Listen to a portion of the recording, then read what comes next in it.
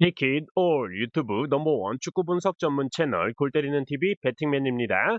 자, 축구 토토 승무패 83회차 1등이 한 명이 나오면서 독식 회차로 끝이 났고, 제가 공유드린 48,000원 최종픽은 4등에 적중을 하면서 화면에 보이듯이 12만 3,340원에서 세금을 떼고 96,440원을 받았습니다. 아쉽긴 하지만 열심히 분석을 하다 보면 1등 적중의 기회에 반드시 올 거라고 생각을 하고 있고, 저는 제가 구매한 최종픽 공유를 드릴 때 웬만하면 풀벳으로 공유를 드리지 않는데, 그 이유가 픽 하나라도 자신만의 이변 픽 같은 걸 잡아 보시라고 항상 5만 원 이하로 공유를 드린다는 점 알아주셨으면 좋겠고, 일반 구독자분들에게 공유 드리는 최종픽과 멤버십 분들께 공유 드리는 최종픽이 다른 게 아니라, 제가 구매한 최종픽을 모두 보여드리느냐 8경기만 보여드리느냐의 차이라는 점도 다시 한번 말씀을 드립니다. 가끔 지나가다 처음 영상 보시는 분들이 질문하시는 게, 공유해 주시는 최종픽이 일반 구독자분들과 멤버십 구독자분들이 다른 거냐라고 여쭤보는 분들이 있어서 말씀을 드리는데,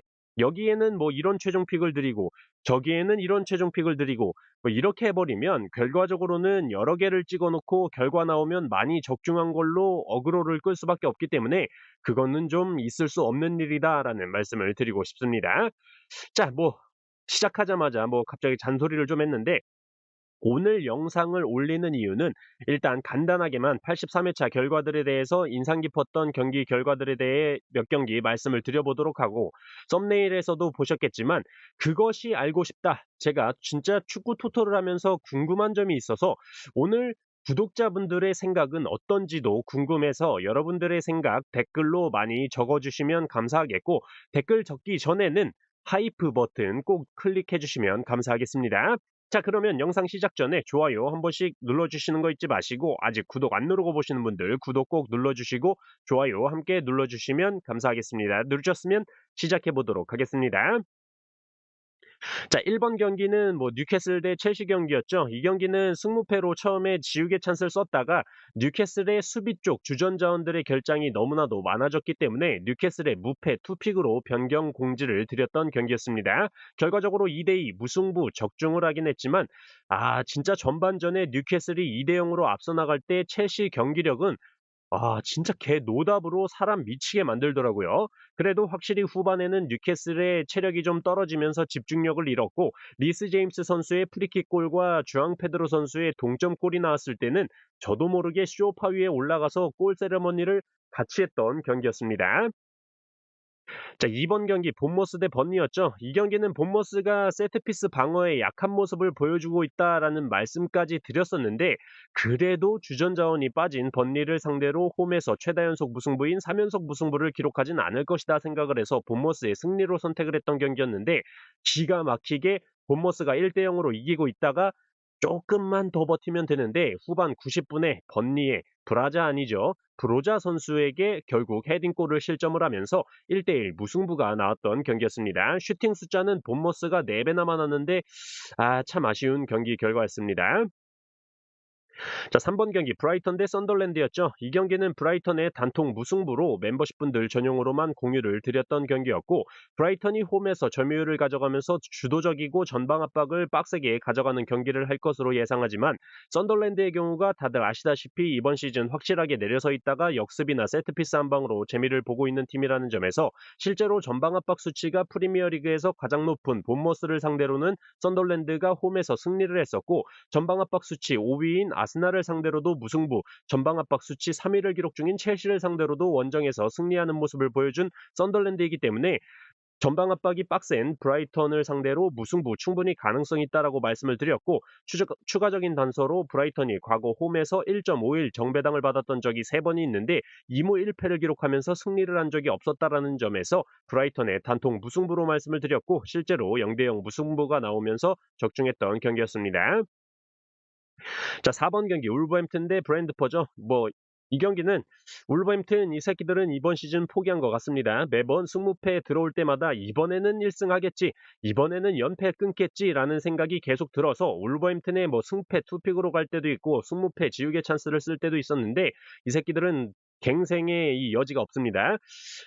아무튼 부상으로 출전이 불투명했던 브랜드퍼의 이고르 티아고 선수가 선발 출전을 했던 경기였고 이날 루이스 포터 선수의 0점이 완벽하게 잡히면서 멀티골을 터뜨렸죠. 그리고 결과는 0대 2로 울버햄튼의 패배, 적중을 하긴 했는데 혹시나 하는 마음에 울버햄튼의 승패 투픽을 가면서 돈지랄한 게 아쉬웠던 경기였습니다. 자, 5번 경기 라치오 대 크레모네.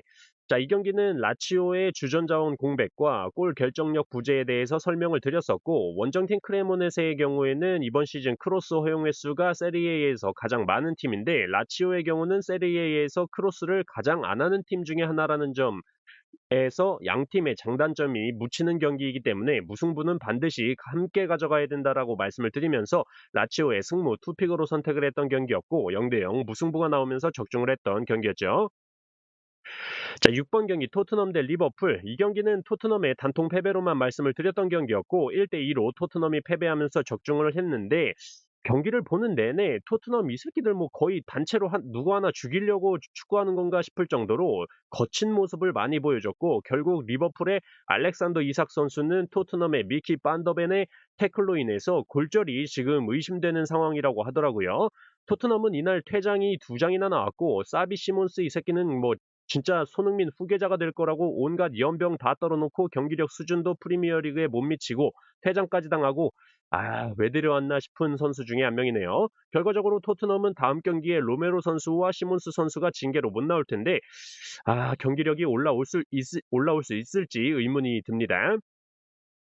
자, 7번 경기 유벤투스 대 AS 로마였죠. 이 경기는 유벤투스의 단통승으로 말씀을 드렸던 경기로 유벤투스가 이번 시즌 카운터어택 득점이 세리에에서 상위권을 기록하고 있는데 원정팀 AS 로마의 경우 카운터어택에 의한 실점이 세리에에서 가장 높은 팀이라는 점 언급을 드렸었고 원정팀 AS 로마의 경우 수비의 중심이자 공중볼 장악의 핵심이라고 볼 수 있는 센터백 에반 은디카 선수가 국대 차출로 인해서 결장하는 부분 언급을 드렸었습니다. 유벤투스는 콘세이상 선수와 로이스 오펜다 선수의 골로 2대 0으로 앞서 나갔고 AS 로마는 바르단지 선수가 1점 득점을 했지만 그 뒤로는 득점이 터지지 않으면서 유벤투스의 2대 1 승리 적중을 했던 경기였습니다. 자, 10번 경기 칼리아리 대 피사SC였죠. 이 경기는 멤버십 분들 전용으로 공유를 드렸던 경기로 홈팀 칼리아리의 패배는 없는 경기다라고 말씀을 드렸고 기본적인 경기력적인 측면은 칼리아리가 우세하지만 패턴적으로 피사SC의 경우가 이번 시즌 최다 연패인 3연패를 기록 중이라는 점에서 무승부로 연패가 부러지는 상황이 나올 수 있는 경기다 언급을 드리면서 승무 투픽으로 말씀을 드렸었고 페널티킥으로 피사SC가 0대 1로 앞서 나갔지만 후반전에 칼리아리가 두 골을 연이어 넣으면서 2대 1로 승리하나 싶었는데 후반 89분에 피사SC의 모레오 선수가 동점골을 기록을 하면서 2대 2 극적인 무승부가 나왔던 경기였습니다. 자, 11번 경기 사스올로 대 토리노. 자, 이 경기도 멤버십 분들 전용으로 말씀을 드렸던 경기로 경기력만 놓고 본다면 사스올로의 승리가 맞는데 배당적으로 완전히 사스올로의 승리가 나올 수가 없는 배당이라고 말씀을 드렸었죠. 그래서 승무패로 지우개 찬스 쓴다고 말씀을 드렸고 실제로 토리노가 블라시치 선수의 페널티킥 골로 0대 1 투표율 14%의 이변 적중에 성공을 했던 경기였습니다. 자, 12번 경기였죠. 아스톤 빌라 대 맨유. 자, 맹구 잡는 배팅맨이죠. 좋습니다. 아스톤 빌라의 연승이 너무나도 길게 지속되고 있었기 때문에 어느 정도 이변을 보시는 분들이 계셨는데 저는 뚝심 있게 맹구 새끼들의 패배를 말씀을 드렸고 아스톤 빌라의 모건 로저스 선수의 완벽한 멀티골이 폭발하면서 2대 1 아스톤 빌라가 승리하면서 맨유의 패배에 적중을 했습니다. 결과적으로 맨유는 은베우모 선수의 국대 차출, 아마드 디알로 선수의 국대 차출, 마즈라이의 국대 차출도 타격이 있었지만 이 경기에서 맨유를 항상 멱살 잡고 하드캐리하는 페르난데스 선수가 부상으로 교체 아웃이 됐는데 연부 조직 부상으로 의심이 되면서 지금 장기 결장 가능성이 제기되고 있는 상황이기 때문에 당분간 맹구 새끼들의 경기력은 믿고 걸러도 되지 않을까 싶습니다. 자, 오늘 이 부분에 대해서 그것이 알고 싶다. 여러분들의 생각은 어떤지 한번 들어보고 싶어서 이렇게 영상을 올리게 된 주제, 바로 이 경기였습니다. 13번 경기였던 피오렌티나 대 우디네세 경기인데 사실 저는 배당을 보기 전까지는 당연히 우디네세 사이드의 경기다라고 생각을 했던 경기였습니다. 그런데 말입니다. 배당이 나온 걸 보니까 피오렌티나의 정배당이 책정이 되어 있었죠. 여기서 제가 궁금한 건 도대체 피오렌티나의 어떤 면을 보고 어떻게 왜 정배당을 책정을 했을까라는 게 굉장히 의문이 들었습니다. 이번 시즌 단 1승도 없던 피오렌티나였고 기록적으로도 이번 시즌 실제 득점에서 기대 득점 값을 뺀 XG 디프 값이 세리에에서 꼴찌를 기록 중으로 골 결정력이라고는 찾아볼 수도 없는 새끼들이고 감독 교체 효과도 별로 없는 상황에 유로파 컨퍼런스 리그 로잔스포 원정 경기를 주중에 다녀왔는데 이번 시즌 기록이나 체력적으로나 뭘로 봐도 우세한 우디네세를 상대로 정배당을 받았다라는 게 저는 이해가 가질 않더라고요. 저는 그래서 이 새끼들이 피오렌티나의 정배당을 책정해 놓고 저희같이 선량한 토토인들을 절벽에서 밀어버리려고 하는구나 판단을 하고 무승부를 선택했던 경기였는데 이 경기 보신 분들은 아시겠지만 시작하자마자 5분 만에 우디네세 골키퍼가 피오렌티나 공격수와 부딪히면서 퇴장을 당하죠. 그걸 보니까 저는 이게 '이게 뭐지? 이런 상황을 설마 예상을 하고 피오렌티나에 정배당을 준 건가?'라는 의심이 들기도 하고 '무슨 뭐 타임머신이 있어서 미래를 보고 온 건가?' 싶은 생각도 들어서 이게 여러분들은 이게 진짜 공이 둥글어서 우연히 이렇게 배당이랑 맞아떨어져서 결과가 나온 건지 여러분들의 생각을 이 영상 댓글로 써 주시면 감사하겠습니다. 저는 이만 물러가 보도록 하겠고 댓글 한번 기다려 보도록 하겠습니다. Take it all.